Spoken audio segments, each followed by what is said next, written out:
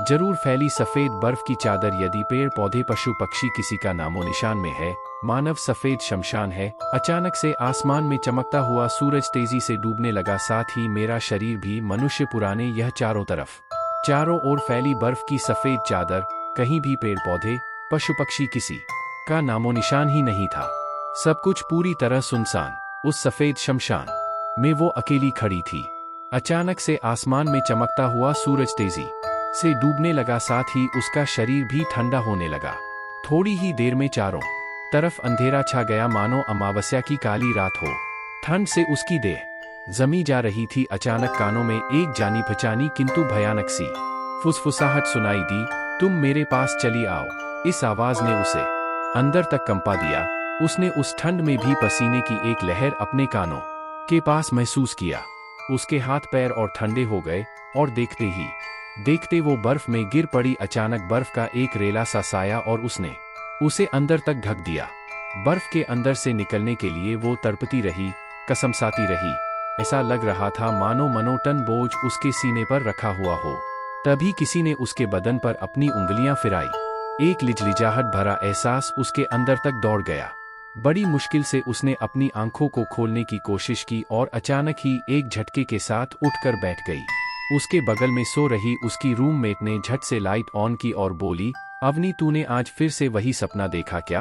अवनी ध्यान उसकी बातों पर नहीं था। उसने देखा उसके कपड़े तरबतर भीगे हुए थे, मानो सचमुच वो कोई बड़ी जंग लड़कर आ रही हो। फिर से वही सपना जो उसे पिछले 20 सालों से परेशान करता आ रहा था। अगली सुबह उसने घर पर कॉल करके मम्मी को यह बात बताई। मम्मी परेशान होती हुई बोली, अब क्या बताऊं बेटा, बचपन से ही तुझे इस सपने से जूझता हुआ देखती आ रही हूँ। कितना दिखाया पर किसी भी चीज का असर तेरे इस सपने पर नहीं होता। ना मंदिर की भभूत, ना ही मस्जिद की ताबीज। अब तो भगवान ही धीरे धीरे तुझे इस सपने से मुक्ति दे सकता है। सुन न अवनी, हो सके तो कुछ दिनों के लिए घर आ जा बेटा, तेरा बर्थडे भी आने वाला है, हम साथ में यही मनाएंगे, मम्मी ने कहा। अब अवनी मम्मी को कैसे बताए कि उसका प्लान वीर के साथ बर्थडे मनाने का है। वीर उसके बचपन का दोस्त, पड़ोसी और अब उसका प्यार। वह हमेशा अवनी के साथ ही रहता था और दोनों एक ही कॉलेज में पढ़ते थे। वीर ने उसके लिए सरप्राइज बर्थडे प्लान किया था।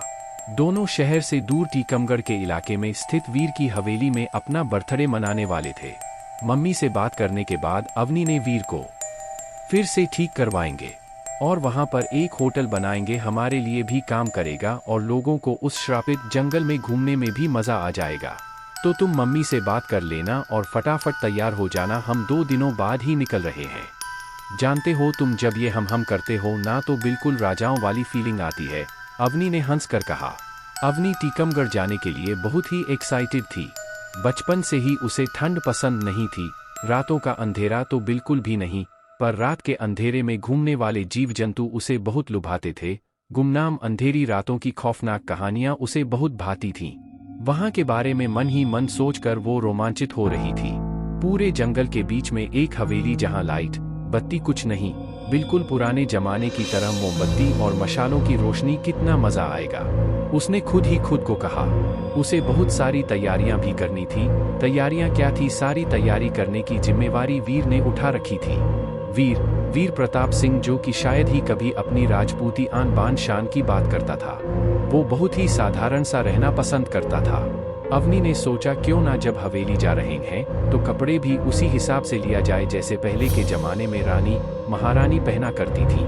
उसने वैसे ही कपड़े खरीदे और जाने के लिए तैयार हो गई। तय दिन पर दोनों साथ निकल पड़े टीकमगढ़ के लिए। जंगलों से भरा वो इलाका दिन में भी शाम का एहसास दिलाता था और अनजान लोग तो इन रास्तों पर आना ही नहीं चाहते थे। कई सारी अफवाहें भी इस रास्ते के बारे में फैली हुई थी, जैसे इन रास्तों के बीच में कहीं छिपे हुए रास्ते भी थे जो अपने मुसाफिर खुद चुनते थे और जिन लोगों को वो चुनते थे उन्हें उन रास्तों पर लगे साइन बोर्ड दिखते थे और वह चुने हुए लोग कहाँ चले जाते थे आज तक किसी को नहीं पता चला। अवनी और वीर भी उन्हीं रास्तों पर निकल पड़े। अचानक अवनी को गाड़ी में कूकू की आवाज सुनाई पड़ी। पीछे मुड़कर उसने देखा तो पीछे की सीट पर वीर का प्यारा सा कुत्ता लूसीफर बैठा हुआ था। मुझे पता था तुम किसी और को लेकर जाओ ना जाओ, इसे जरूर ले आओगे, कहकर अवनी पीछे की सीट पर जाकर बैठ गई और लूसीफर को दुलारने लगी। पर ये क्या, थोड़ी ही देर में आसमान में काले बादल छा गए और जोरों की हवा चलने लगी। लूसीफर ने भी जोर जोर से भौंकना शुरू कर दिया। अवनी उसे चुप कराती रही पर वो चुप होने का नाम ही नहीं ले रहा था। दिन में भी रास्ता ऐसा लगने लगा मानो रात हो गई हो। वीर और अवनी को जहाँ से मुड़ना था वो मोड़ भी नहीं आ रहा था। वो सुनसान काली नागिन की तरह घुमावदार रास्ते पर आगे बढ़ते ही जा रहे थे। तभी जोर की बिजली चमकी और रास्ते पर बाईं ओर एक बोर्ड नजर आया, टीकमगढ़ काल्पनिक। वीर ने कहा, लगता है यही रास्ता है। अंधेरे और बारिश की वजह से समझ नहीं आ रहा था, कहकर वीर ने अपनी गाड़ी उस रास्ते पर घुमा दी। गाड़ी के घूमते ही वो साइन बोर्ड पलट गया। पीछे लिखा था, मौत का घर, इस रास्ते पर आपका स्वागत है। और झटके से वो साइन बोर्ड हवा में उड़ गया। अचानक से सारे बादल छंट गए और बारिश बंद हो गई। मौसम बिल्कुल साफ हो गया। पूरे रास्ते पर बारिश का कहीं नामोनिशान भी नहीं था, जैसे बिल्कुल भी बारिश ना हुई हो। वीर की गाड़ी जितनी तेजी से सड़कों पर दौड़ रही थी, लूसीफर की आवाज उतनी ही तेज होती जा रही थी, मानो वह उस रास्ते पर जाना ही नहीं चाहता हो। अवनी ने कहा, मुझे समझ नहीं आ रहा यह लूसीफर इतना डरा हुआ क्यों है। तुम्हें इसे लाना ही नहीं चाहिए था। मुझसे तो ज्यादा लगता भूतों से इसे ही डर लगता है। छोड़ो ना अवनी, बेचारा अनजान जगह देखकर भी डर के मारे भौंक रहा होगा। ठीक है महाराज, कहकर अवनी ने अपना सिर खिड़की के बाहर निकाल लिया और जंगल का आनंद लेने लगी। अचानक ही झटके से उसने अपना सिर अंदर कर लिया और अपनी आंखें बंद कर ली, मानो बाहर कोई बहुत ही डरावना नजारा देख लिया हो। वीर ने कहा, क्या हुआ? अवनी बोली, कुछ भी नहीं, मैं बस थोड़ी देर आराम करना चाहती हूँ, कहकर अवनी ने लूसीफर को अपनी गोद में ले लिया और अपनी आंखें बंद करके प्यार से उस पर हाथ फेरने लगी। लूसीफर भी भौंकना बंद करके अवनी की गोद में चुपचाप सो गया। आगे आईने में दोनों को सोया देखकर वीर मुस्कुराता हुआ गाड़ी चलाने लगा। चलो हवेली आ गई, वीर ने कहा। अवनी ने अपनी आंखें खोली और देखा सामने वीर की हवेली थी तो बड़ी भव्य विशाल नक्काशीदार, बहुत सुंदर, पर वीर ने ठीक कहा था, कहीं कहीं से वह हवेली गिर रही थी। ऐसा लग रहा था मानो कई सालों से उसकी देखरेख, उसकी मरम्मत नहीं हुई हो। हवेली को देखते ही अवनी के रीढ़ की हड्डी में एक कंपन सी हुई और डर की एक लहर उसके पूरे शरीर में दौड़ गई। इधर लूसीफर जो अब तक सोया था, अब उस हवेली को देखकर फिर से भौंकने लगा। अवनी ने गाड़ी से अपना सारा सामान निकाला और अंदर जाने को तैयार हो गई। अवनी और वीर ने मिलकर बहुत कोशिश की पर लूसीफर गाड़ी के बाहर नहीं निकला। हार कर वीर ने उसे गाड़ी में ही कुछ खाने को दे दिया और उसे वहीं पर उसे छोड़ वीर और अवनी अंदर पहुंचे। वीर, तुम्हें नहीं लगता जिस समय में यह हवेली बनी होगी, जब यहाँ लोग रखते होंगे, यह कितनी शानदार होगी? अवनी ने कहा। हाँ बिल्कुल होगी, कई 100 साल पुरानी है यह हवेली, यहाँ हमारे पूर्वज रहा करते थे। तब देश में राजा महाराजाओं का शासन था। टीकमगढ़ का यह पूरा इलाका हमारा था, पर फिलहाल तो इस महल का राजा मैं और तुम यहाँ की रानी हो। दोनों यहाँ 3-4 दिन रुकने वाले थे, इसीलिए वह पूरी तैयारी के साथ यहाँ आए थे। वीर ने कहा, ज्यादा कुछ करने की जरूरत नहीं है, बस ऊपर 2 कमरों को हम मिलकर साफ कर लेंगे और हम वहीं रुकेंगे। ऊपर से सूर्योदय और सूर्यास्त देखने लायक होता है। तुम कितनी बार हवेली आ चुके हो? अवनी ने वीर से पूछा। कितनी बार? ओ मैडम, ये जू नहीं है कि जब मन किया जानवरों से मिलने चले आए। यहाँ आना मना है और हमारे खानदान से तो कोई नहीं आता यहाँ। कहते हैं उस श्रापित जंगल की तरह यह हवेली भी श्रापित ही है। बचपन में 1-2 बार यहाँ आया था पिताजी के साथ, पर पिताजी की मौत के बाद फिर कभी नहीं आया। इस हवेली का पूरा कोना कोन तो मैं भी नहीं जानता। और सुनो, ठीक है, मैं इन श्राप ये सब में विश्वास नहीं करता, लेकिन फिर भी यहाँ पर जंगली जानवरों का भी डर हो सकता है। हमें अपनी सुरक्षा का भी ध्यान रखना होगा। बेवजह तुम इधर उधर मत भटकना, समझी? हम तुम्हारे बर्थडे तक यहाँ रुकेंगे, फिर वापस शहर। वीर ने कहा। जी राजा साहब, जैसा आप कहेंगे मैं वैसा ही करूंगी, कहकर अवनी ने वीर के सामने अपना हाथ जोड़ दिया। वीर और अवनी ऊपर कमरे में आ गए। सबसे पहले वीर ने अवनी के कमरे को साफ किया और फिर दोनों ने मिलकर वीर के कमरे को। वाकई में वहां से बाहर का नजारा बहुत ही जबरदस्त था। दोनों हवेली छत पर आ गए। हवेली इतनी बड़ी थी कि घूमने निकलो तो शायद कई दिन लग जाते। छत पर घूमते हुए ही शाम हो चली थी और वाकई में शाम का नजारा बहुत ही सुंदर था। अवनी को छत पर से दूर कहीं नदी के बहने की कलकल की आवाज सुनाई दे रही थी। अवनी ने वीर से पूछा, यह जो आवाज है क्या वह नदी की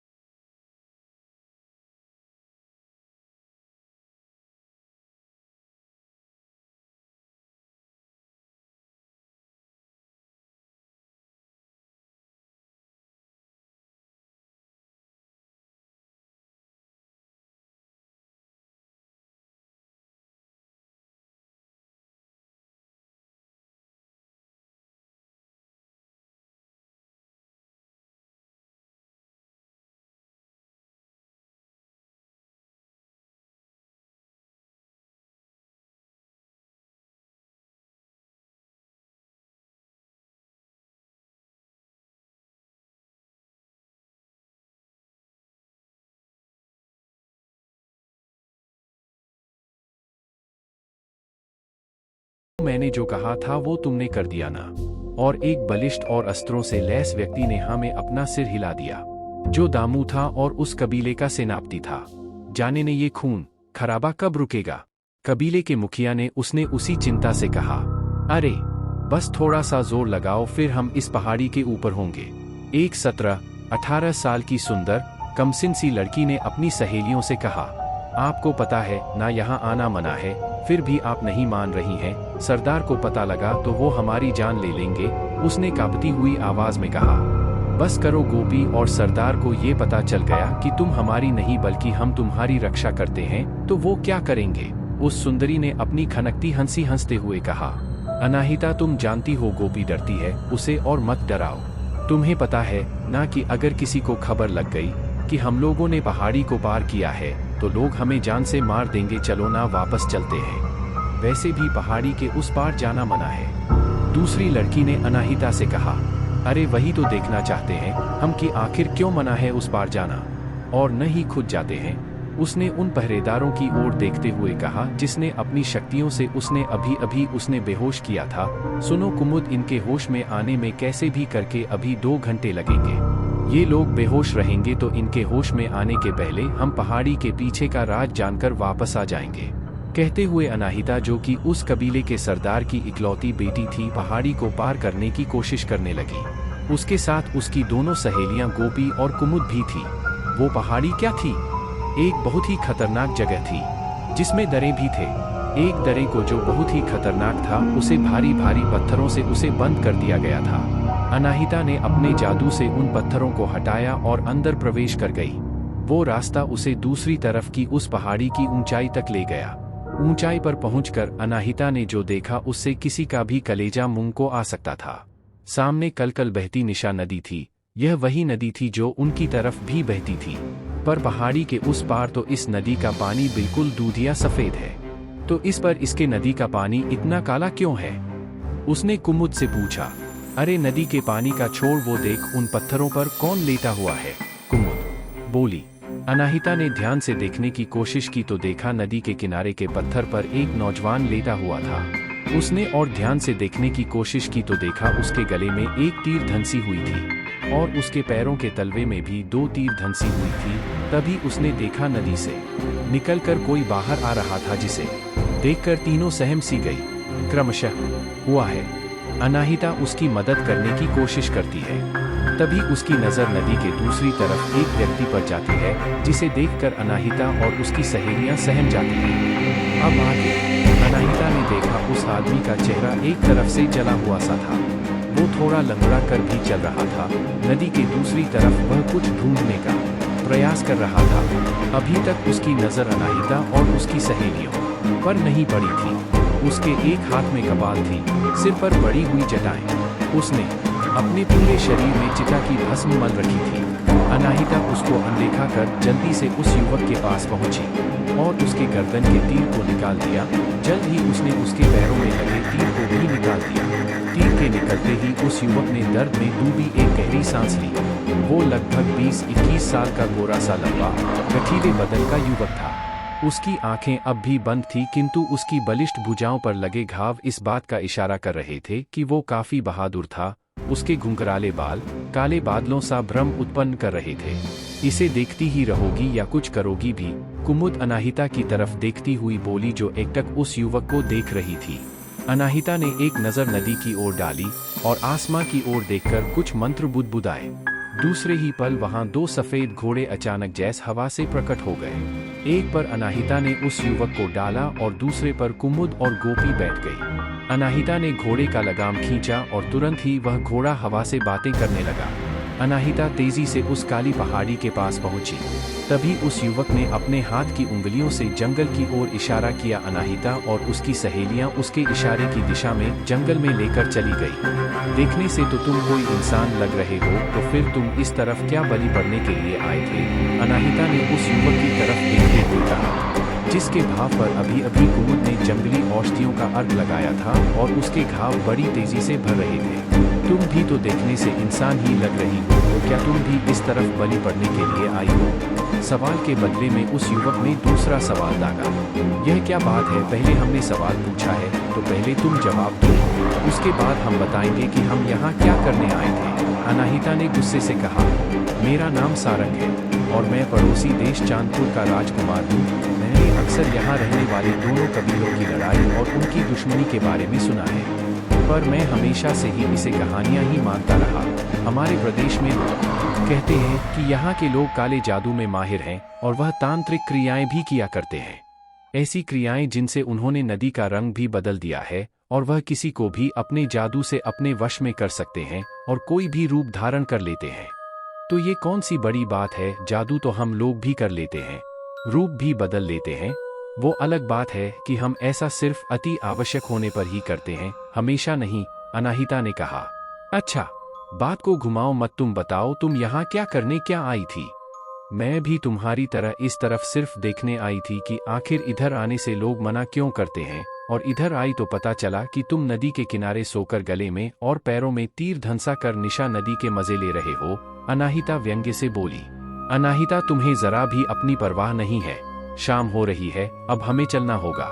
2 घंटे भी पूरे होने को हैं, कहीं पहरेदारों की नींद खुल गई तो फिर हमारी खैर नहीं, गोपी बोली। अगर तुम लोग इतना डर गई हो तो अच्छी बात है, हम चलते हैं, अब इस राजकुमार का घाव भी भर चुका है और यह जाने लायक भी हो गया है। कहते हुए अनाहिता अपना सफेद घोड़ा उसे देने की पेशकश की। जी धन्यवाद, मेरे पास अपना घोड़ा मौजूद है, कहकर राजकुमार ने जोर की सीटी बजाई और एक सुनहरे रंग का घोड़ा वहां आ गया। अरे सुनो, तुमने ये तो बताया ही नहीं, तुम्हें तीर किसने मारा? अनाहिता बोली।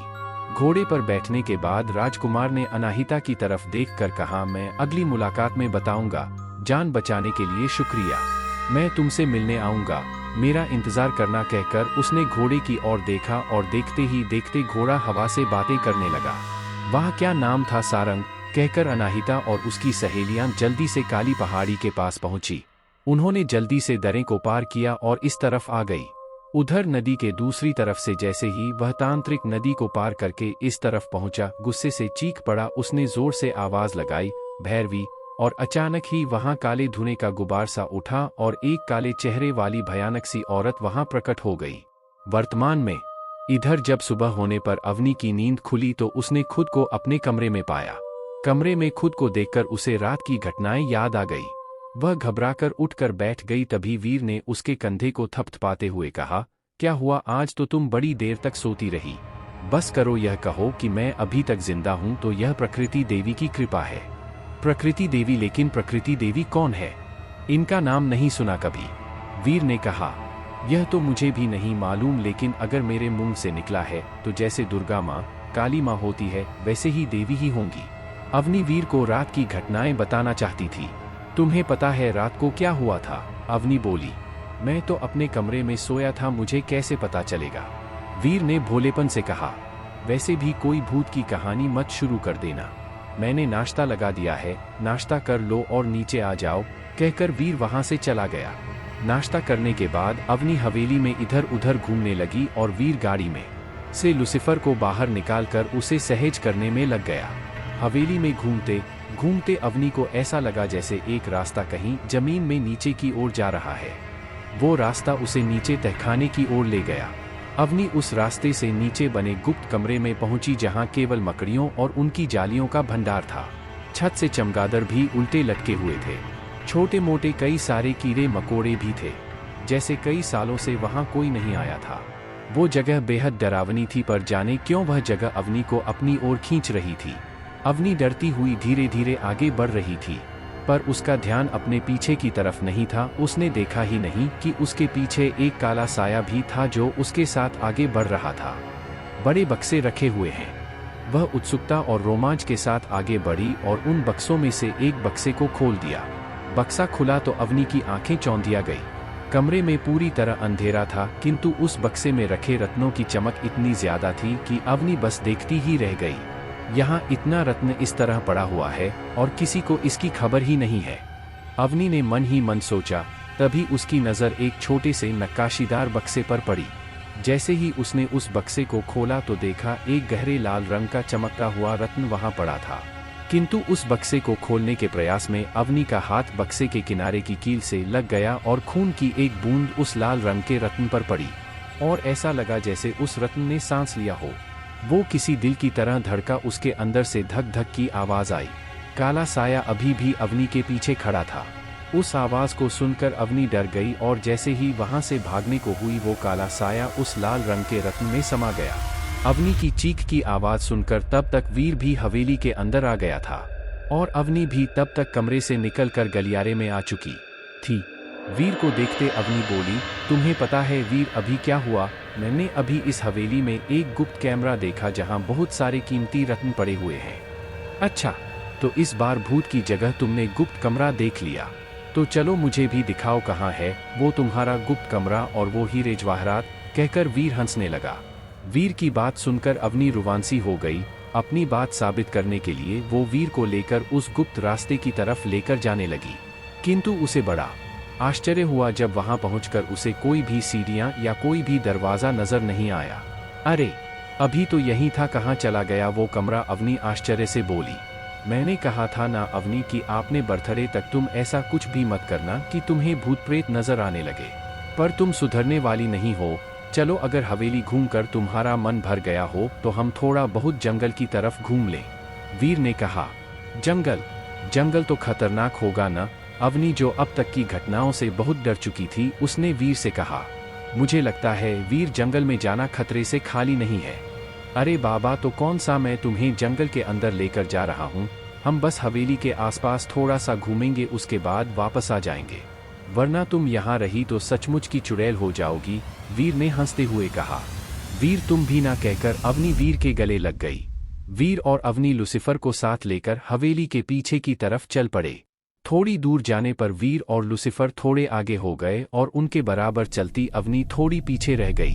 अचानक अवनी ने देखा एक युवक घायल पड़ा हुआ है और उसके गर्दन और पैरों में नुकीला तीर धंसा हुआ है। अवनी ने फिर से देखने की कोशिश की पर उसे वहां कोई भी दिखाई नहीं दिया। ये क्या हो रहा है मेरे साथ? एक पल को चीजें दिखती हैं और दूसरे ही पल गायब हो जाती हैं। अब अगर वीर को बताऊंगी तो फिर से हंसेगा। अवनी ने मन ही मन सोचा और आगे बढ़ गई, पर ठीक पीछे पेड़ की ओट में कोई था जिसकी नजर अवनी पर टिकी थी। अतीत में इधर अनाहिता और उसकी सहेलियां काली पहाड़ी पार करके अपने कबीले में लौट आईं। आज अनाहिता के चेहरे पर अलग ही नूर था। उसने कुमुद से कहा, कुमुद, हमने सुना था कि सपनों का राजकुमार सफेद घोड़े पर सवार होकर बादलों के पार से आता है, पर हमें लगता है कि ये बातें गलत थी। क्यों, ऐसा क्यों लगता है तुम्हें? कुमुद ने कहा। इसलिए कि हमें लगता है कि सपनों का राजकुमार सफेद घोड़े पर सवार होकर बादलों की ओट से नहीं, बल्कि सुनहरे घोड़े पर सवार होकर जंगल से निकल कर आता है, खिलखिलाती हुई अनाहिता ने कहा। नहीं तो हमें तो लगता है कि तुम उस फर्जी राजकुमार के प्रेम में पड़ गई हो। क्यों फर्जी? क्यों? उसने बताया तो था कि वह चांदपुर का राजकुमार है। वाह जी वाह, उसने बताया और तुमने मान लिया कि वह चांदपुर का राजकुमार है। हाँ, तो क्या हमें इसके लिए साक्ष्य की जरूरत है? अनाहिता ने कहा। बिल्कुल जरूरत है। ऐसे ही किसी अजनबी पर भरोसा करके उसे अपना दिल दे बैठना ये कहाँ की समझदारी है? कुमुद बोली। अच्छा ठीक है, अगली बार हम मिलेंगे तो साक्ष्य भी ले आएंगे और आपके चरणों में रख देंगे कुमुद जी, ताकि आपको भरोसा हो जाए कि वह फर्जी राजकुमार नहीं बल्कि सच का राजकुमार है, अनाहिता ने मुस्कुराते हुए कहा। अनाहिता को तब तक सामने से उसके बाबा आते हुए दिखाई दिए। वो दौड़कर जाकर उनके गले लग गई। मेरी प्यारी बेटी, मेरे जिगर का टुकड़ा, कहाँ थी तुम इतने देर से? तुम्हें पता है ना, ज्यादा देर तुम हमारी नजरों से ओझल होती हो तो हम घबरा जाते हैं। उसके बाबा ने उसके सर पर प्यार से हाथ फेरते हुए कहा। वैसे भी चंद्र देवता ही जाने क्या होने वाला है। आसमान में बादलों का रंग बदल रहा है, जाने कौन सी विपत्ति आने वाली है, कौन सा अनर्थ होने वाला है, उसके बाबा ने चिंतित स्वर में कहा। आप ऐसा क्यों कह रहे हैं बाबा? अनाहिता घबराती हुई बोली। उसे अभी भी डर था कि कहीं काली पहाड़ी के पार जाने की बात उसके बाबा को ना पता चल जाए। क्या बताओ बेटा, ये आज से नहीं बल्कि सदियों से चला आ रहा है। जाने यह संघर्ष, ये लड़ाई कब खत्म होगी? कौन सी लड़ाई बाबा, और किससे लड़ाई? हमें तो नहीं लगता कि हम किसी से लड़ने जा रहे हैं, अनाहिता मासूमियत से बोली। तुम अभी भोली और मासूम हो, पर सच तो यह है कि हम चाहे अपनी शक्तियों को कितना भी बढ़ा लें, पर काली पहाड़ी के पार बसने वाले लोगों से अभी भी हमारे पास काम शक्ति है। क्योंकि उनका मुखिया सारंग काली शक्ति का उपासक और अघोर तांत्रिक है और वहाँ के लोग सारंग के उपासक। सारंग का नाम सुनकर अनाहिता के चेहरे पर मुस्कुराहट आ गई, पर अगले ही पल उसके चेहरे का रंग बदल गया। तो क्या वो राजकुमार तांत्रिक है? क्या वो हमारे साथ कोई खेल खेल रहा था? हाँ बेटा, सारंग यानी चांद। चंद्र के उपासक तो हम भी हैं, किंतु हम चांद के उजाले के उपासक हैं। हमारी शक्तियाँ शुक्ल पक्ष के समय में बढ़ जाती हैं, किंतु कृष्ण पक्ष आते ही हम कमजोर होने लगते हैं। पर बाबा, हमें अपनी शक्तियाँ बढ़ानी ही क्यों है? अनाहिता अभी भी बात को नहीं समझ पा रही थी। उसके बाबा ने कहा, आओ बैठो, मैं तुम्हें सब कुछ बताता हूँ। वह उसे उस स्थान पर ले गए जहाँ पूरा कबीला किसी खास चर्चा या सलाह करने के समय एक साथ बैठता था। अनाहिता को उसके बाबा ने प्यार से अपने बगल में बैठा लिया और सारे कबीले वाले उनके चारों तरफ नीचे बैठ गए। अनाहिता के बाबा ने बोलना शुरू किया, हमारे कबीले के मुखिया बहुत ही नरमदिल और उदार थे और अपने कबीले को अपनी संतान की तरह प्यार करते थे। उनकी 3 संतान थी, गौरांग, शिवांग और एक बेटी सुमन। समय के साथ जब वो बुजुर्ग हुए तो कबीले की परंपरा के अनुसार गौरांग को कबीले का मुखिया घोषित किया, किंतु ये बात उनके छोटे बेटे शिवांग को स्वीकार नहीं थी। उसने अपने ही पिता के खिलाफ विद्रोह कर दिया। हारकर उनके पिता ने अपने कबीले को बांट दिया। जो लोग गौरांग के साथ रहना चाहते थे वो उसके साथ रहे और जो शिवांग के साथ रहना चाहते थे उन्होंने उसे अपना मुखिया चुना। काली पहाड़ी के उस पार का इलाका शिवांग का हुआ और इस पार का गौरांग का। उनकी बेटी सुमन ने अपने छोटे भाई का साथ चुना, पर शिवांग की अभिलाषा इतने से समाप्त नहीं हुई। वो पूरे कबीले पर अपना राज चाहता था। वो हमेशा गौरांग के कबीले पर आक्रमण करता और हमेशा इन्हें नुकसान पहुंचाने की कोशिश करता रहता था। एक दिन गौरांग अपने कबीले के कुछ लोगों के साथ जंगल में शिकार करने गया हुआ था। उसने देखा घने जंगल में एक व्यक्ति लहूलुहान बेहोश पड़ा हुआ है और एक जंगली शेर उस पर हमला करने वाला है। गौरांग ने फौरन उस शेर को मार गिराया और उसके प्राण बचाए। सब उसे लेकर अपने कबीले में वापस आ गया। जैसे ही उस व्यक्ति को होश आया उसने बताया वो चंद्रपुर का राजा भानु प्रताप सिंह है। उसके सेनापति सारंग ने छल से शिकार के बहाने उसे जंगल में ले जाकर मार डालने का षड्यंत्र रचा था। उसे मारकर वो उसका राज्य हथियाना चाहता है। मुझे पहले उसके इरादों की जरा भी खबर नहीं थी, किंतु बेहोश होने से पहले मैंने अपने सेनापति की सारी बातें सुनी। सारंग तंत्र मंत्र भी करता है और अब मुझे मरा हुआ जानकर वो चंद्रपुर का राजा बनने की तैयारी में होगा। गौरांग राजा का साथ देने का वादा करता है। गौरांग के कबीले और भानु प्रताप सिंह एक साथ मिलकर जब महल पहुंचते हैं तो उनका सेनापति दंग रह जाता है। वह अपने कुछ विश्वास पात्रों के साथ उन पर हमला करने की कोशिश करता है, पर गौरांग कबीले के लोग उस हमले को निरस्त कर देते हैं। इस हमले में कई सारे लोग घायल हो जाते हैं, किंतु उनका सेनापति सारंग वहां से भाग निकलता है। उसके भाग जाने के बाद राजा भानु प्रताप सिंह फिर से चंद्रपुर के राजा बन जाते हैं और सब कुछ ठीक हो जाता है। उनकी और कबीले के मुखिया गौरांग की बहुत अच्छी दोस्ती हो जाती है। कुछ समय तक तो सब कुछ ठीक चलता है, किंतु कुछ समय के बाद अचानक एक दिन गौरांग के कबीले पर हमला हो जाता है। इस हमले में बहुत सारे लोग मारे जाते हैं। वो अमावस्या की रात थी जब गौरांग के कबीले पर हमला होता है। अचानक ही रात में आसमान से बर्फ गिरनी शुरू हो जाती है और बर्फ के रूप में नुकीले पत्थर आसमान से गिरने लगते हैं, जिससे बहुत सारे लोग मारे जाते हैं। उसी रात उस कबीले के बहुत सारे बच्चे जो 21 साल के थे गायब हो जाते हैं। बहुत खोजबीन के बाद भी उनका कोई पता नहीं चलता। अगले साल ऐसा ही हमला चंद्रपुर पर भी होता है। अमावस्या के ही दिन समय समय पर गौरांग कबीले पर इसी तरह के हमले होते रहते हैं। सभी हमले अमावस्या के समय होते हैं और उनके कबीले के 21 वर्ष के बच्चे गायब हो जाते हैं। इन हमलों से चिंतित गौरांग जब राजा भानु प्रताप सिंह से मिलता है तो वे बताते हैं कि उनका सेनापति सारंग जरूर इन सबके पीछे होगा, क्योंकि इस तरह के तंत्र मंत्र में वो माहिर है। पता लगाने पर पता चलता है कि सारंग अब काली पहाड़ी के पार शिवांग के साथ है और इन हमलों में शिवांग भी शामिल है।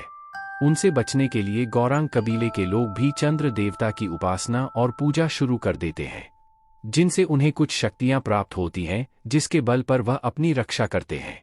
अब कृष्ण पक्ष के समय जो भी गौरांग कबीले में 21 वर्ष का होने वाला है उसे सब सुरक्षित स्थान पर भेज देते हैं, पर फिर भी गौरांग कबीले के लोग और चंद्रपुर के राजा सारंग और शिवांग के सामने कमजोर ही साबित होते हैं और सारंग के बल पर शिवांग अपनी शक्ति काफी बढ़ा लेता है।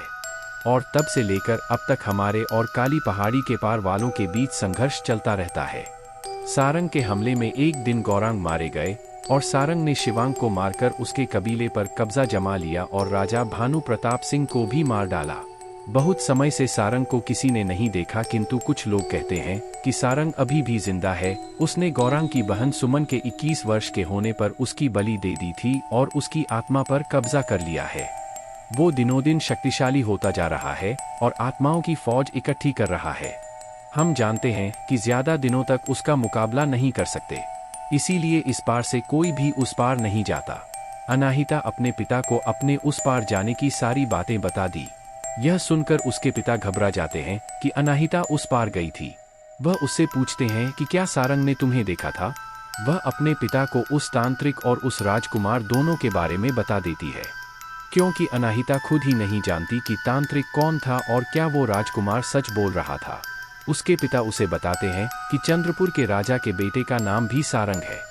वो कहते हैं कि हम राजा चंद्रपुर के राजा से मिलकर यह जानने की कोशिश करेंगे कि क्या उनका बेटा 21 वर्ष का हो चुका था, क्योंकि मैं जानता हूँ सारंग उनके बेटे की बलि देकर हमेशा के लिए चंद्रपुर का भविष्य खत्म करना चाहता होगा। पर मुझे लगता है कि तुम लोगों ने उस पार जाकर बहुत बड़ी गलती कर दी है। जाने सारंग का कहर अब किस रूप में हम लोग पर बरसेगा। उसके पिता यहाँ की सुरक्षा का जिम्मा अपने सेनापति को सौंप फौरन अनाहिता के साथ चंद्रपुर पहुँचते हैं, जहाँ चिंतित बैठे राजा राजकुमार का भविष्य एक प्रसिद्ध ज्योतिषी से दिखा रहे थे। जैसे ही ज्योतिषी की नजर अनाहिता पर पड़ती है, उसका चेहरा चमक उठता है। वो बताता है कि अगर ये कन्या अपने जीवन के 21 वर्ष पूरे कर लेगी तो यही चंद्रपुर और राजकुमार सारंग का भविष्य बनेगी। सारी मुसीबतों का खात्मा इसके हाथों ही लिखा है, या फिर इसके साथ ही चंद्रपुर का चांद भी हमेशा के लिए अस्त हो जाएगा। राजा राजकुमार सारंग को बुलाते हैं और राजकुमार को कहते हैं कि वो अनाहिता को अपने साथ महल दिखाने ले जाए। सारंग खुशी से अनाहिता को अपने साथ अंदर महल में अपने कमरे में ले आता है। दोनों की नजरें मिलती है और दोनों मुस्कुरा उठते हैं। हमें नहीं पता था तुम हमारे जीवन की संजीवनी बूटी बन जाओगी। सारंग ने कहा, पता तो हमें भी नहीं था तुम असली के राजकुमार निकलोगे, कहकर अनाहिता कुमुद की ओर देखकर मुस्कुरा देती है। इससे अच्छा क्या हो सकता है कि दो चाहने वाले भी मिल जाएं और आप दोनों के बहाने हमारा कबीला और चंद्रपुर दोनों सुरक्षित भी हो जाएगा, कुमुद ने कहा। तभी राजकुमार सारंग की नजर अनाहिता के गले में पहने दिल के आकार के एक खास लॉकेट की तरफ जाता है, जिसका रंग गहरा लाल है। वो अनाहिता से पूछता है, ये क्या है। अनाहिता उसे बताती है कि उसके पिता द्वारा दिया गया सबसे अनमोल उपहार है। कई वर्षों तक चंद्रदेव की उपासना के फलस्वरूप ये उन्होंने प्राप्त किया था, जिसके चलते वो रूप बदल सकती है। इसमें कई सारी शक्तियां हैं। जब तक ये मेरे गले में है, मेरी रक्षा करेगा। जल्दी ही राजकुमार सारंग और अनाहिता का रिश्ता तय हो जाता है। विवाह की तिथि 1 महीने बाद की पूर्णिमा को रखी जाती है, किंतु खुशी और उत्साह में सब ये भूल जाते हैं कि उस पूर्णिमा के पहले अभी आज की अमावस्या की रात थी। किंतु उस रात कहीं भी कोई हमला नहीं होता, न ही अनाहिता के कबीले पर और न ही चंद्रपुर। सब राहत की सांस लेते हैं और शादी को तैयारियों में जुट जाते हैं। फिर पूर्णिमा की रात भी आती है, जिस दिन अनाहिता 21 वर्ष की हो जाती है। पूर्णिमा की रात अनाहिता कई सारे अनुष्ठान करती है और चंद्रदेव से कई सारी शक्तियां भी प्राप्त करती है। फिर आती है अमावस्या की वो काली रात, जिसका कहर कबीले और चंद्रपुर पर एक साथ टूटता है। अमावस्या को सारंग का हमला नहीं हुआ तो थोड़े निश्चिंत से हो गए थे, किंतु इतिहास गवाह रहा है कि जब भी हम चैन की नींद सोने लगते हैं, कोई आपदा या मुसीबत दबे पाव हम पर टूट पड़ती। ठीक यही चंद्रपुर और अनाहिता के कबीले के साथ हुआ। वो दिन अन्य दिनों की ही तरह था, पर हवा में एक भारीपन और फिजा में खामोशी सी थी, जो यहाँ चंद्रपुर और वहाँ अनाहिता के कबीले का हर शख्स महसूस कर रहा था, पर कोई भी उसके बारे में बात नहीं कर रहा था। सब अनाहिता की शादी की खुशी में डूबे हुए थे। शाम होते होते अचानक ही चारों तरफ अंधेरा छा गया। यह अंधेरा सूरज के डूबने के पहले ही छा गया था, मानो रात हो गई हो, पर किसी को ये कहाँ पता था कि इस रात की सुबह ही नहीं होने वाली थी, क्योंकि वह अमावस्या की घनघोर काली रात की शुरुआत थी, जो सबकी जिंदगी के उजालों पर भारी पड़ने वाली थी। जैसे ही शाम हुई धीरे धीरे पहले बारिश शुरू हो गई और उसके बाद काले काले ओले जैसे नुकीले पत्थर गिरने लगे। जो जैसे था वैसे ही भागने लगा। इन ओलों की बरसात एक साथ चंद्रपुर और अनाहिता के कबीले दोनों पर हो रही थी। अमावस्या की रात वैसे भी कबीले वालों की शक्तियां कमजोर हो जाती थी क्योंकि वह उजाले के उपासक थे और चंद्रपुर वाले अगर कोई सामने होता तो वो उससे लड़ भी लेते, पर ये तो काली आत्माओं की लड़ाई थी। अनाहिता के बाबा और उनके सेनापति ने अपनी तरफ से पूरी कोशिश की उसे रोकने की, पर सारंग का इस बार का तंत्र सबकी शक्तियों पर भारी था। पर अभी अनाहिता की शक्तियां बाकी थी। अनाहिता ने अपनी शक्तियों से उस बारिश को रोकने की भरपूर कोशिश की, पर ओलों की बारिश रुक ही नहीं रही थी। अनाहिता ने चंद्रदेव को याद किया, अपनी दोनों हाथों को आसमां की ओर उठाया और कोई प्रार्थना करने लगी। इस वक्त वो साक्षात किसी देवी का अवतार लग रही थी। उसके गले में पड़ा लॉकेट तेजी से रंग बदलने लगा और उन नुकीले पत्थरों की बरसात भी कम होने लगी। एक समय तो लगा सब ठीक हो जाएगा। तभी कुमुद ने उसके हाथों को पकड़ लिया और बोली, अनाहिता उधर देखो, इन ओलों की बारिश तो कम हो रही है, पर सारंग द्वारा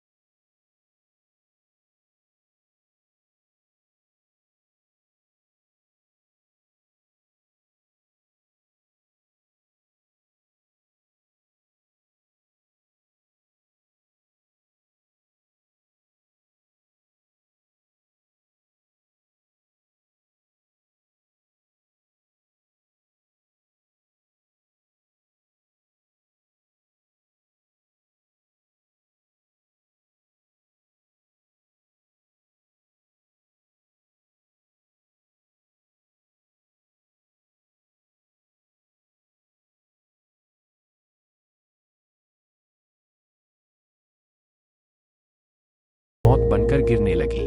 अनाहिता भी उस बर्फ के शमशान में दबती चली जा रही थी। चारों तरफ बस अंधेरा ही अंधेरा था।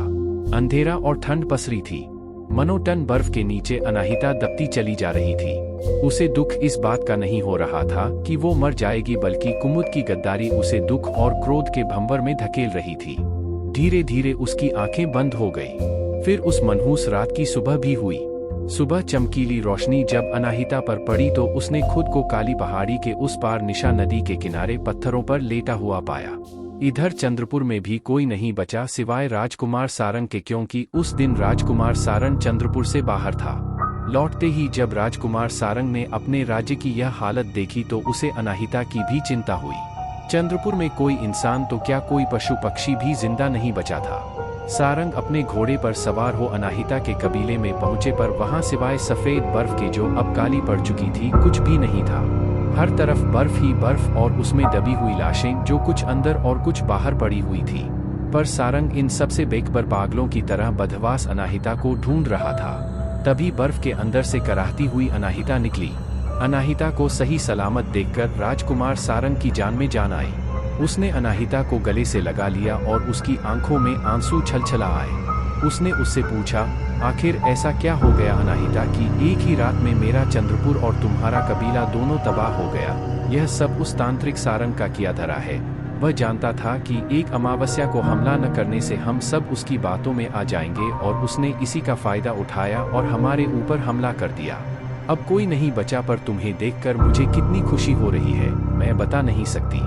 खुशी तो हमें भी तुम्हें जिंदा देखकर हो रही है। अनाहिता, अब हम यहाँ नहीं रहेंगे बल्कि हम यहाँ से कहीं दूर चले जाएंगे जहाँ उस दुष्ट तांत्रिक सारंग की परछाई हमें ढूंढ भी ना पाए, कहकर राजकुमार ने अनाहिता को गले से लगा लिया। अब सारंग हमें ढूंढेगा भी नहीं, अनाहिता ने कहा। क्यों, ऐसा क्यों कह रही हो तुम? राजकुमार ने आश्चर्य से पूछा।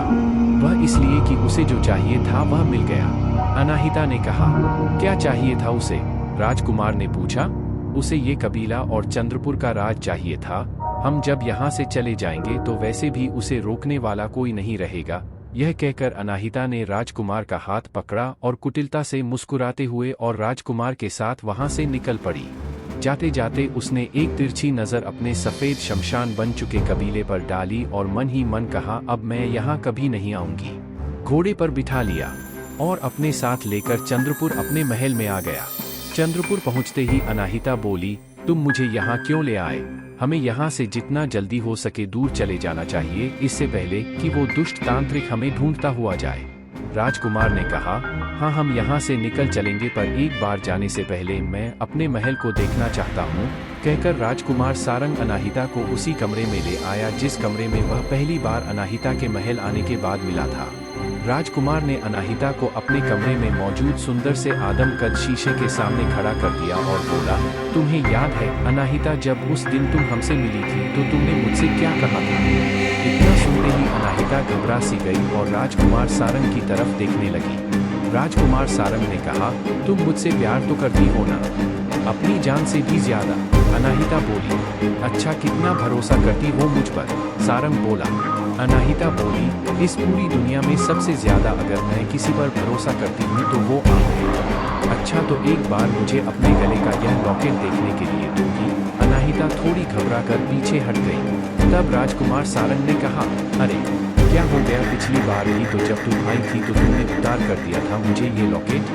राजकुमार सारंग के इतना कहने पर अनाहिता ने वह लॉकेट अपने गले से उतारकर राजकुमार सारंग के हाथों में दे दिया। अपने हाथ में उस लॉकेट को लेते राजकुमार ने उसे पलटकर उसे किनारे के हिस्से को दबाया और ऐसा करते ही अनाहिता बनी कुमुद अपने असली रूप में आ गई। अनाहिता कहाँ है कुमुद? राजकुमार ने गुस्से से कहा। कुमुद ने जब अपना चेहरा आईने में देखा तो उसके चेहरे का रंग उड़ गया। वह राजकुमार के पैरों में गिर गई और गिड़गिड़ाती हुई बोलने लगी, मैं आपसे बहुत प्यार करती हूँ राजकुमार सारंग, मैं आपसे बहुत प्यार करती हूँ, तब से जब से मैंने आपको पहली बार देखा था। पर अनाहिता हम दोनों के बीच में आ गई थी। अनाहित, हम दोनों के बीच में नहीं, तुम मेरे और अनाहिता के बीच में आ गई हो कुमुद। मैं तो सोच भी नहीं सकता कि अनाहिता जो तुम पर इतना ज्यादा भरोसा करती थी तुमने उसे ही धोखा दे दिया। राजकुमार ने कहा, जो इस दुनिया में ही नहीं है उसकी बात क्या करना? हंसते हुए कुमुद बोली, मैं नहीं मान सकता कि अनाहिता को कुछ हुआ है। तुम मुझे बताओ, अनाहिता कहाँ है? सारंग जोर से चीखा।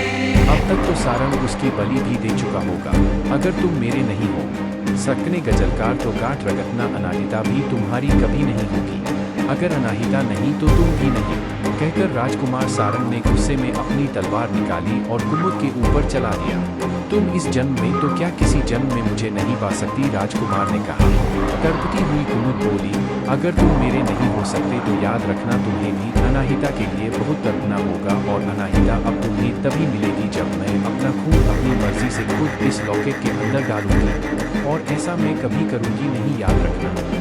इधर जब अनाहिता की बेहोशी टूटी तो उसने खुद को निशा नदी के किनारे पत्थरों पर लेटा हुआ पाया। सूरज की किरणें जब उसके चेहरे पर पड़ रही थी तो उससे एक रोशनी की आभा चारों तरफ फैल रही थी। अनाहिता अपने आप को बहुत ही कमजोर और असहाय महसूस कर रही थी। तभी उसकी नजर सामने से आते हुए तांत्रिक सारंग पर पड़ी। सारंग अनाहिता को देखकर मुस्कुराया और बोला, तो आज आखिरकार तुम मेरी साधना पूरी करने आ ही गई। आज तुम्हारी बलि देकर मैं सर्वशक्तिशाली और सर्वशक्तिमान हो जाऊंगा और मुझे कोई भी कभी भी नहीं रोक पाएगा।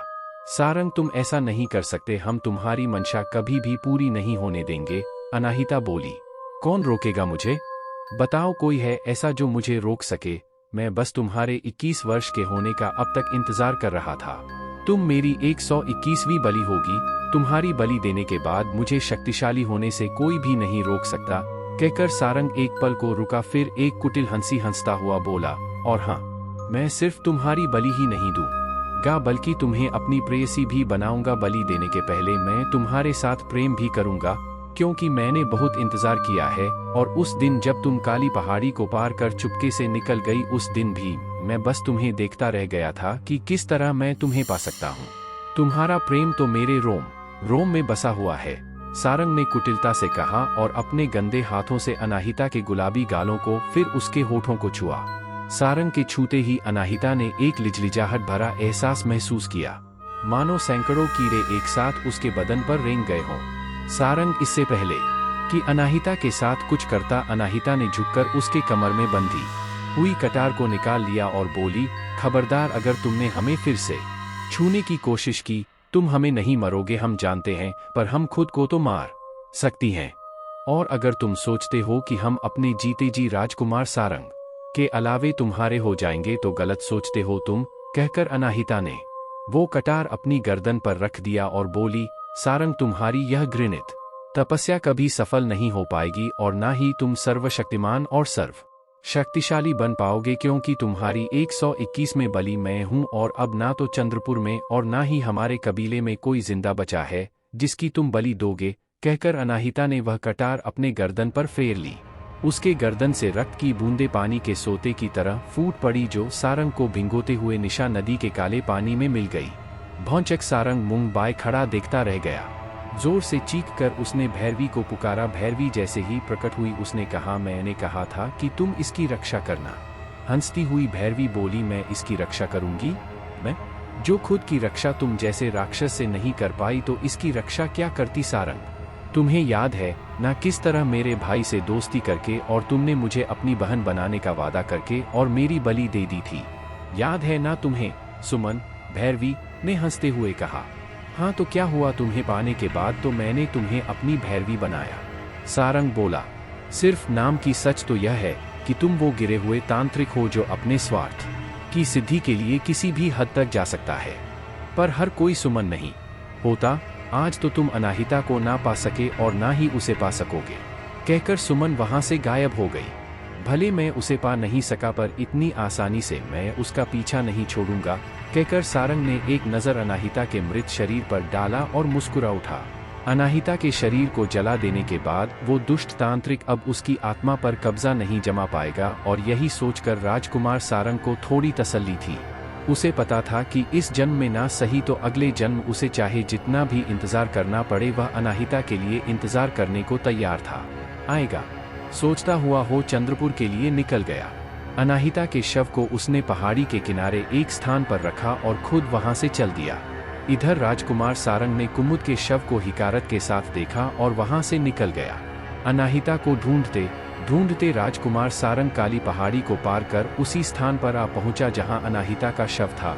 उस पर नजर पड़ते ही राजकुमार सारंग बच्चों की तरह बिलख बिलख कर रोने लगा।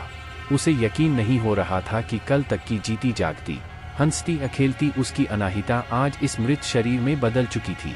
उसे वो दिन याद आ गया जब अनाहिता ने उसकी जान बचाई थी, और आज जब अनाहिता को उसकी जरूरत थी तो वो उसके पास था ही नहीं। उसने अनाहिता को कसकर गले से लगा लिया। उसे गर्व भी था कि उसका प्रेम सिर्फ उसके लिए था और अनाहिता ने खुद को बचाने में ही अपने हाथों अपना प्राण हरण कर लिया था। राजकुमार सारंग ने चारों तरफ ध्यान से देखा और वह समझ गया कि तांत्रिक सारंग जरूर कहीं गया होगा, और जल्दी ही उसकी समझ में आ गया कि अगर अनाहिता के शव का दाह संस्कार नहीं हुआ तो उसकी आत्मा यही कैद होकर रह जाएगी।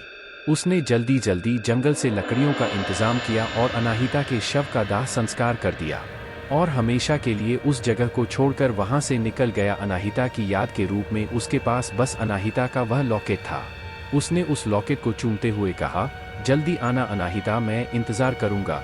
सारंग जानता था कि वर्तमान में इधर अवनी और वीर चले जा रहे थे और अवनी को हर कदम पर नई चीजें दिख रही थी और क्षण भर में ही उसकी आंखों के सामने से गायब भी हो जा रही थी। एक तरफ वीर था जो उसकी बातों पर भरोसा करने को तैयार ही नहीं था, और दूसरी तरफ वो डर के भयानक दलदल में फंसती जा रही थी। इस बार उसने देखा कि नुकीले बर्फीले पत्थरों की बारिश हो रही है जिसमें वह धंसती चली जा रही है। अवनी ने देखा वीर उससे कुछ ही दूरी पर खड़ा था। उसने वीर को आवाज भी दिया पर वीर उसे अनसुना कर आगे बढ़ गया। वीर का यूं अवनी को इग्नोर करना उसे बहुत अखर गया। अवनी ने ठान लिया, आज ही वो सारी बातें वीर को बता देगी। हवेली आने के बाद अवनी और वीर एक साथ बैठे हुए थे तो अवनी ने वीर को वो सब कुछ बताने की कोशिश की को आज उसके साथ घटा था। पर वीर ने कहा, अभी कुछ भी नहीं अवनी, कल तुम्हारा बर्थडे है तो आज रात 12 बजे के बाद तुम्हारे लिए मैंने कुछ सरप्राइज प्लान किया है। ओ वीर, मैं जानती थी तुम कुछ न कुछ मेरे लिए स्पेशल जरूर करोगे। अवनी सरप्राइज की बात से खुश होकर वीर के गले लगती हुई बोली। उसने सोचा आज रात वीर को सारी बात भी बता देगी और वीर के सामने अपने प्यार का इजहार भी कर देगी। यही सोचकर वो रात का इंतजार करने लगी। वीर के बारे में सोचकर आज दिन की थकान उसकी दूर हो गई। रात 12 बजे के पहले ही वीर अवनी के कमरे में आ गया और जैसे ही 12 बजा उसने अवनी को हैप्पी बर्थडे विश किया और उसकी आंखों पर पट्टी बांधकर बोला, अब चलो तुम्हें तुम्हारा सरप्राइज दिखाते हैं। कहकर वीर उसे लेकर चलते चलते हवेली के एक अनजान से कमरे में आ गया। वहां आकर उसने अवनी की आंखों पर बंधी हुई पट्टी खोल दी। अवनी ने देखा उसके सामने एक टूटा फूटा आदम का शीशा लगा हुआ था जो काफी पुराना था। अवनी बोली, यह क्या है वीर? वीर ने कहा, तुम उसमें देखो अवनी, तुम्हें अपना अक्स नजर आएगा। अवनी ने जैसे ही शीशे में खुद को देखा उसे लगा अंदर शीशे में कोई और भी खड़ा है, जिसे देखते ही अवनी चिल्लाकर बेहोश हो गई।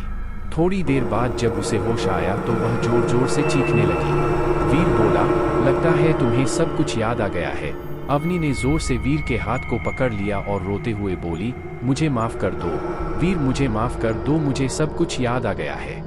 मैं कई जन्मों से अपने किए का प्रायश्चित भोग रही हूँ। अब मुझे बचपन से आ रहे हैं उन सपनों का अर्थ भी समझ आ गया है। मैंने अपनी ही प्रिय सहेली के साथ यह सब किया। प्लीज मुझे माफ कर दो, पर तुम जानते हो कि तुम ही मुझे उन सपनों से छुटकारा दिला सकते हो, वरना वह सपने और वह यादें मुझे मार डालेंगे। प्लीज मुझे माफ कर दो वीर। ओह, ये तो अच्छा हुआ कुमुद, तुम्हें सब कुछ याद आ गया। तो तुम्हें ये भी याद होगा कि 21 वर्ष की होने पर तुमने अनाहिता को क्या तोहफा दिया था। आज तुम्हारे 21वें जन्मदिन पर मैं वही तोहफा तुम्हें फिर से वापस दूंगा। बहुत शौक था ना तुम्हें हॉरर का, डरावनी चीजों को देखने का, अकेले जंगल में घूमने का।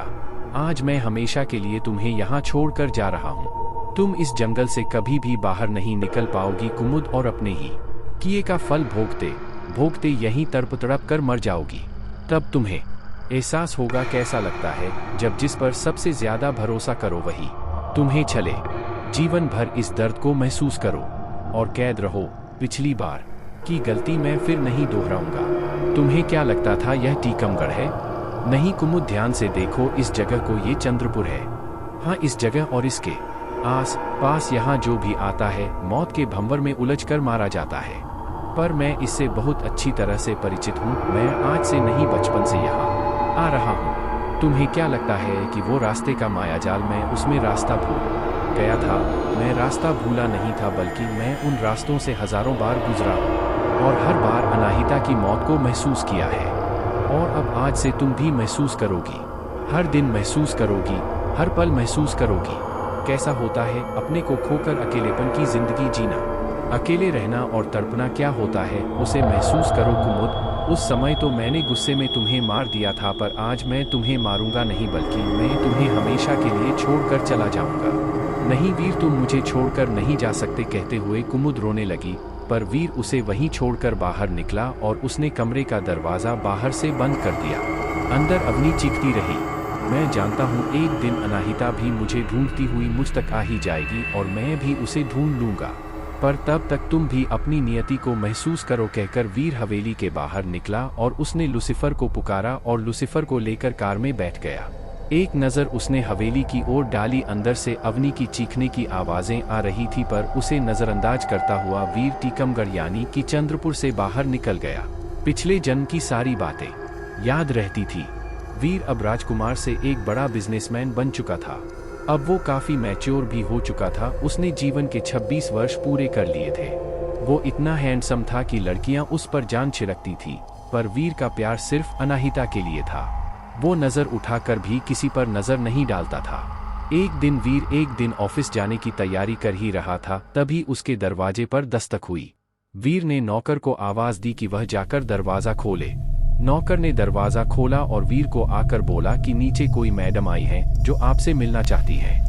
वीर ऊपर अपने कमरे में तैयार हो रहा था। तैयार होकर जब वो नीचे आया तो उसकी आंखें फटी की फटी रह गई। उसने देखा तो लिविंग एरिया में अनाहिता एक लड़के के साथ बैठी हुई थी। पहले वाली अनाहिता से बिल्कुल अलग, उसके कंधे तक झूलते बाल और वैसे ही चमकती आंखें। चेहरे में कोई बदलाव नहीं था। हाँ, पुराने कबीले वाले कपड़ों की जगह जीन्स और शर्ट ने ले ली थी। वह ब्लैक जीन्स और ब्लैक शर्ट पहने हुए थी। गले में एक आई कार्ड था और गजब की खूबसूरत लग रही थी। एक पल को तो वीर सब कुछ भूल गया, पर जैसे ही अनाहिता की नजर वीर पर पड़ी वह उठकर खड़ी हो गई और उसने नमस्ते की मुद्रा में दोनों हाथ जोड़ दिए। अनाहिता को देखकर वीर भी अपने दोनों हाथों को जोड़ते हुए नीचे पहुंचा।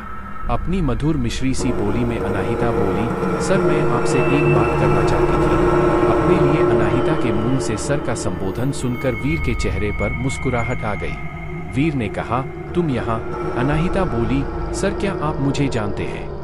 वीर ने कहा, हाँ तुम तो वीर ने अपनी बात पूरी भी नहीं की थी कि अनाहिता ने अपने बगल वाले लड़के को कोहनी मारते हुए कहा, शेखर देखा तुमने कितनी फेमस हूँ मैं, शहर के इतने बड़े बिजनेसमैन भी मुझे जानते हैं। जी सर, मैं ही हूँ अनु अस्थाना, फेमस न्यूज़ चैनल खबर न्यूज़ की एंकर। सर मैं आपसे एक इजाज़त लेने आई हूँ। अनु अस्थाना? वीर आश्चर्य से बोला, जी सर प्लीज़ मुझे आपसे एक इजाज़त चाहिए। हम आपकी उस टीकमगढ़ वाली हवेली पर एक सीरीज़ बनाना चाहते हैं।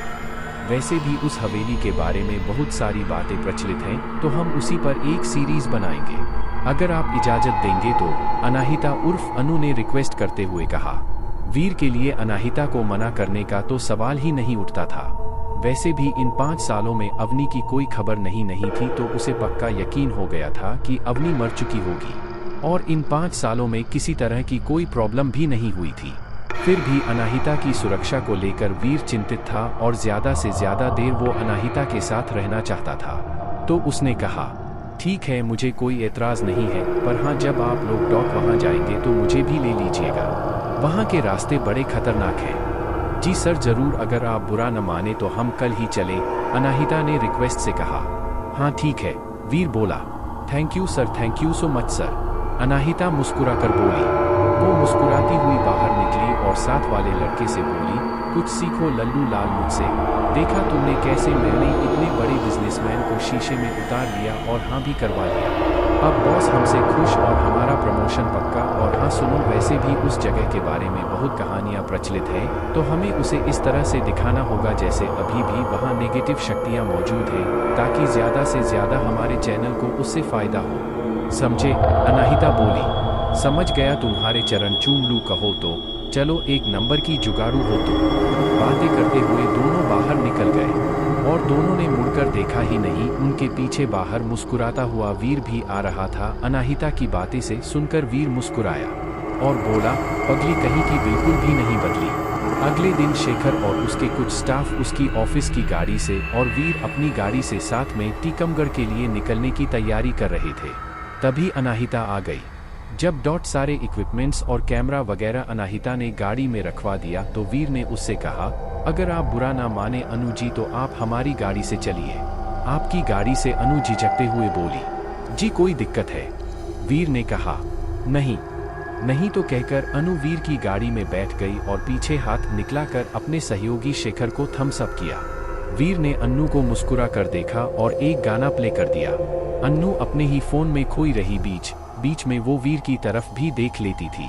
उसने मुस्कुराकर मन ही मन सोच, कितना हैंडसम बंदा है यार, काश। जी कुछ कहा आपने? वीर अनु के मन को पढ़ते हुए बोला। जी नहीं तो, अनु झेंपती हुई बोली। धीरे धीरे वीर की गाड़ी उन खतरनाक रंग बदलते टीकमगढ़ यानी चंद्रपुर की सड़कों पर दौड़ने लगी।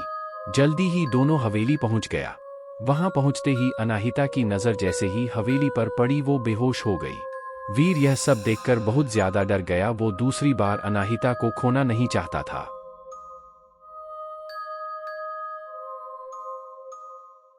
गई। अब अच्छा महसूस कर रही हूं, आप मेरी फिक्र ना करें, हमें बहुत सारा काम करना है, मैं चलती हूं, कहकर अनु अपने बाकी स्टाफ के साथ चली गई। वीर अनाहिता को जाते हुए देखता रहा और उसकी आंखों के करों से 2 आंसुओं की बूंदें निकल पड़ी। वीर ने पहले सोचा था कि हवेली जाने से अनाहिता को शायद सब कुछ याद आ जाएगा, पर अनाहिता तो हवेली को देखकर बेहोश हो गई। तो अभी उसे कुछ भी याद दिलाने की कोशिश करना बहुत जल्दबाजी होगी, इसीलिए उसने खुद को सामान्य रखने की पूरी कोशिश की और वहां पर अनाहिता को कुछ भी नहीं बताया।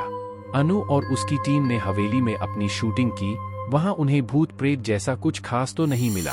हाँ, कुछ जगहें जरूर थी जहां सबको नेगेटिव एनर्जी महसूस हुई। वीर ने अनु को बताया कि इस हवेली के कुछ हिस्सों में वास्तु दोष है, जिसकी वजह से यहाँ आने वाले को यहाँ कुछ नेगेटिविटी महसूस होती है और यही वजह है कि लोगों ने इसे भूथा हवेली के तौर पर प्रचारित कर दिया है। भूत प्रेत जैसा यहाँ कुछ भी नहीं है। अनु ने सोचा था कि वह इस हवेली का इस्तेमाल अपने और अपने चैनल की नाम को बढ़ाने के लिए करेगी, पर पता नहीं क्यों वो ऐसा कुछ नहीं कर पाई और उसने भी बस अपने चैनल में यही दिखाया कि हवेली भूत प्रेत रहित है, यहाँ बस कुछ नेगेटिव एनर्जी महसूस होती है। शाम तक सब लोग वापस शहर लौट आए। अब गाहे अनु और वीर मिलने लगे थे। वीर तो चाहता ही था कि वह जल्द से जल्द अनाहिता को अपने पास ले आए। इधर अनु भी वीर के व्यक्तित्व से प्रभावित हुए बिना नहीं रह सकी थी।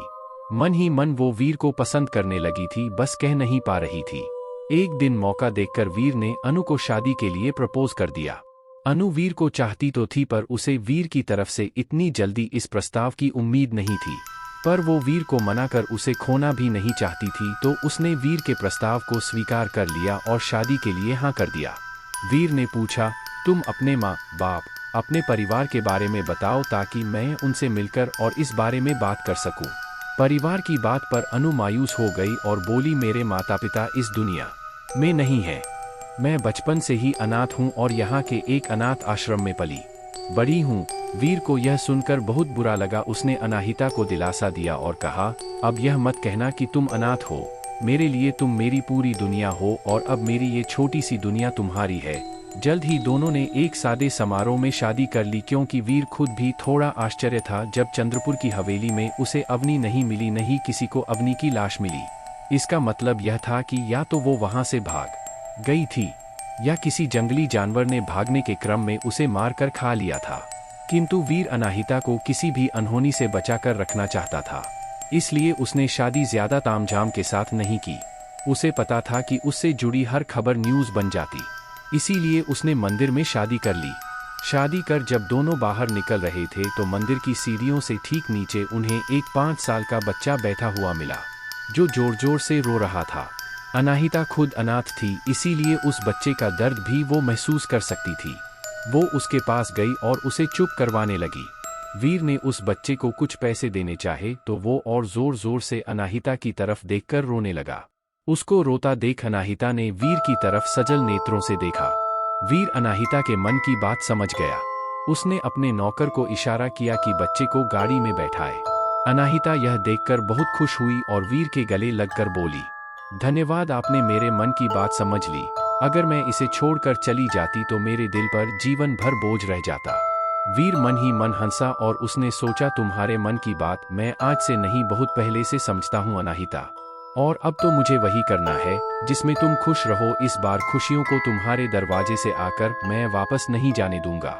सोचते हुए वीर ने अनाहिता का हाथ पकड़ा और गाड़ी में बैठने के लिए ले चला। वीर और अनाहिता दोनों गाड़ी में बैठ गए और जल्दी ही घर पहुंच गए। घर पहुंचने पर दोनों का बहुत ही जोरदार स्वागत किया गया। वीर और अनाहिता दोनों ही बहुत खुश थे। दोनों गृह प्रवेश के लिए दरवाजे पर खड़े थे। उनके पीछे खड़ा वो नन्हा बच्चा भी मुस्कुरा रहा था। वीर और अनाहिता ने गृह प्रवेश किया और उस बच्चे ने भी। वीर ने नौकर को बुलाया और बोला, इस बच्चे को ले जाओ, पर अनाहिता बोली, वीर अगर आप बुरा न माने तो मैं इसे अपने साथ हमारे कमरे में ले चलूं। वीर मुस्कुराया और बोला, अनु, आज से यह बच्चा अनाथ नहीं है। हम इसके माँ बाप हैं और हम इसे अपने बच्चे की तरह पालेंगे और हम इसे अपना नाम भी देंगे, सी। वीर ने आगे कहा, तुम्हें जो अच्छा लगे तुम इसका नाम रख सकती हो। अनाहिता बोली, मैं इसका नाम अवि रखूंगी। ठीक है अनु, इसका नाम अवि रहेगा। वीर को भला और क्या चाहिए था अपनी जिंदगी में। बिना मांगे उसकी सारी मुरादें पूरी हो गई थी। उसकी अनाहिता हमेशा के लिए उसे मिल गई थी। भले ही उसे अभी कुछ याद नहीं था, पर वीर जानता था कि धीरे धीरे उसे सब कुछ याद आ जाएगा। उसने अपने कमरे का पर्दा हटाया और बाहर देखा। धीरे धीरे रात गिर रही थी। आज अमावस्या थी।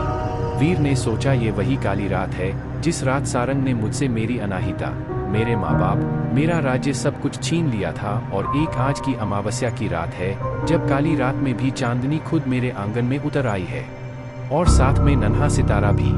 सोचते हुए वीर ने अनाहिता को प्यार से गले लगा लिया और कहा, अब हम हमेशा साथ रहेंगे, हम, तुम और हमारा प्यारा अवि। पर वीर और अनाहिता में से किसी ने ध्यान नहीं दिया कि बाहर काली रात को देखते हुए अवि की आंखों की पुतलियां सफेद से पूरी तरह काली हो गई थी, जैसे कोई काली सुरंग हो। उसकी आंखें मौत सी ठंडी और डरावनी लग रही थीं।